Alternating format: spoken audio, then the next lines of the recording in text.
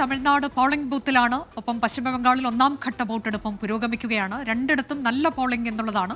തമിഴ്നാട്ടിൽ നിന്ന് വിവിധ ഇടങ്ങളിൽ നമ്മുടെ പ്രതിനിധികൾ തത്സമയമുണ്ട്. ഇനി പോകുന്നത് സൂര്യഗായത്രിയിലേക്കാണ്. ഒപ്പം ഷാരിഖ് നവാസ് ഉണ്ട്. ശ്രീനാഥ് ചന്ദൻ പശ്ചിമബംഗാളിൽ നിന്നും ചേരും. സൂര്യഗായത്രി ഉള്ളത് തെങ്കാശിയിലാണ്. സൂര്യഗായത്രി കഴിഞ്ഞ ദിവസങ്ങളിലൊക്കെ അവിടെ സൂര്യഗായത്രിയും പര്യടനം നടത്തുന്നുണ്ടായിരുന്നു. സ്ഥാനാർത്ഥികളുടെയും ഒപ്പം ജനങ്ങളുടെയും ഒക്കെ പ്രതികരണങ്ങൾ തേടുന്നുണ്ടായിരുന്നു. എങ്ങനെയാണ് അവിടുത്തെ പോളിംഗ് ബൂത്തിലെ ആവേശം?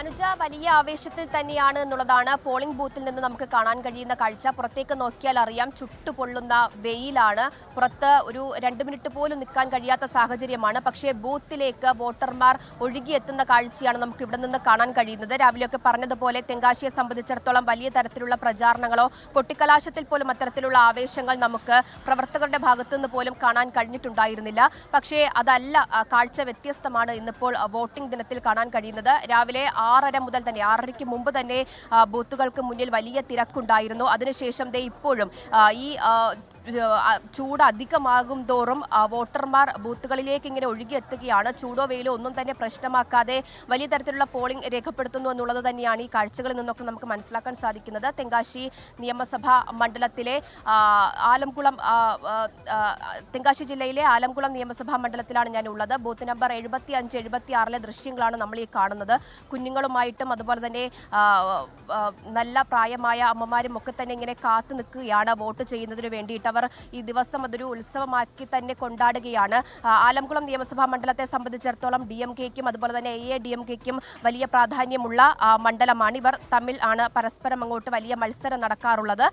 അങ്ങോട്ടും ഇങ്ങോട്ടും ഭരണം മാറി മാറിയാണ് ഈ ആലംകുളം മണ്ഡലത്തിൽ അത്തരത്തിൽ ഭരണം തുടർന്നു പോകുന്നത്. പക്ഷേ DMKയ്ക്ക് അകത്തെ ചില അസ്വാരസ്യങ്ങൾ, നേതാക്കന്മാർക്കിടയിലെ ചില തർക്കങ്ങൾ, ആഭ്യന്തര കലാപങ്ങൾ, അത് വലിയ തരത്തിൽ അണ്ണാ DMKയ്ക്ക് അനുകൂലമായി മാറുന്ന സാഹചര്യമാണുള്ളത്. നിലവിൽ അണ്ണാ DMKയുടെ സിറ്റിംഗ് സീറ്റാണ് ആലംകുളം. പക്ഷെ തിരിച്ചു പിടിക്കാൻ കഴിയുമെന്നുള്ള വലിയ പ്രതീക്ഷ DMKയ്ക്കുണ്ട്. എന്തായാലും ഓരോ മണിക്കൂർ കഴിയുമ്പോഴും വോട്ടർമാരുടെ AIDMK നിലനിർത്തുമോ എന്നൊക്കെയുള്ളതാണ് അറിയാനുള്ളത്. അതിലും വലിയ ആവേശം അവിടെയും ആലംകുളത്തിലും കാണാൻ കഴിയുന്നുണ്ട് എന്നതാണ് സൂര്യഗായത്രി നൽകുന്ന വിവരം. ഇനി നമ്മൾ പോകുന്നത് കോയമ്പത്തൂരിലേക്കാണ്.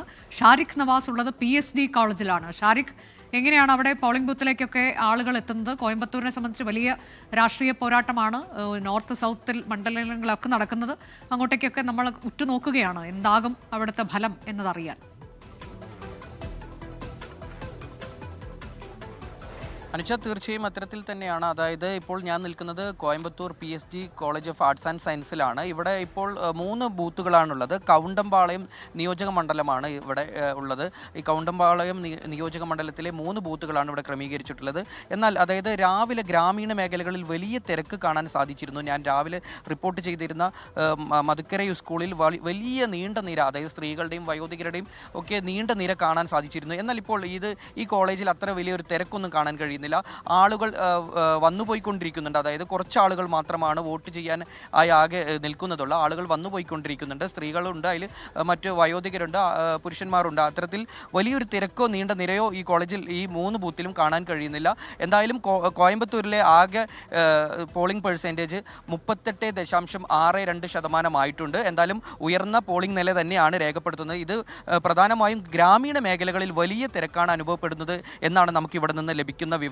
എന്തായാലും ഈ സമയത്തോടു കൂടി, അതായത് 12 മണി അടുക്കുന്നേ ഉള്ളൂ, ഈ സമയത്തുള്ള ഈ പെർസെൻറ്റേജ് വലിയ ഉയർന്ന തലത്തിലുള്ള പോളിംഗ് പെർസെൻറ്റേജ് തന്നെയാണ്. കാരണം ഇനിയും ഇത് വർദ്ധിക്കാനാണ് സാഹചര്യം. കാരണം ഇവിടെ ഇപ്പോൾ വെയിൽ, അതായത് ചൂട് കൂടിയിട്ടുണ്ട്. അത് കാരണമായിരിക്കാം ഇപ്പോൾ വോട്ടർമാരുടെ തിരക്ക് കുറച്ച് കമ്മിയായി എന്ന് നമുക്ക് തോന്നുന്നത്. അത്തരത്തിൽ ഇപ്പോൾ ദൃശ്യങ്ങളിൽ കാണാൻ കഴിയും. ഒരു കുട്ടികൾ ഉൾപ്പെടെ, അതായത് കുടുംബത്തോടൊപ്പം എത്തിയാണ് ഇവിടെ ഓരോരുത്തരും വോട്ട് ചെയ്യാൻ എത്തുന്നത്. നമ്മുടെ പതിവ് വ്യത്യസ്തമായ കാഴ്ചകൾ. കാരണം കുട്ടികളെയൊക്കെ കൂട്ടിയാണ് ഇവർ വലിയൊരു ആഘോഷത്തോടെ, ഉത്സവത്തോടെയാണ് ഇത്തരത്തിൽ വോട്ട് ചെയ്യാനെത്തുന്നത്.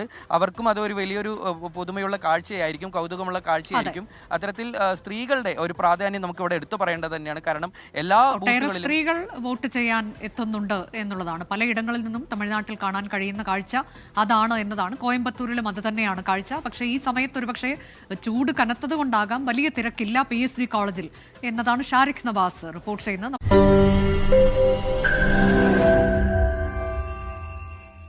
ലോകത്തെവിടെയായാലും ഏത് സമയത്തും 24 വാർത്തകളും ഓഗ്മെന്റഡ് റിയാലിറ്റി പാക്കേജുകളും എക്സ്പ്ലെയിനറുകളും വിശദമായി കാണാൻ ഞങ്ങളുടെ YouTube ചാനൽ നിങ്ങൾക്ക് സബ്സ്ക്രൈബ് ചെയ്യാം.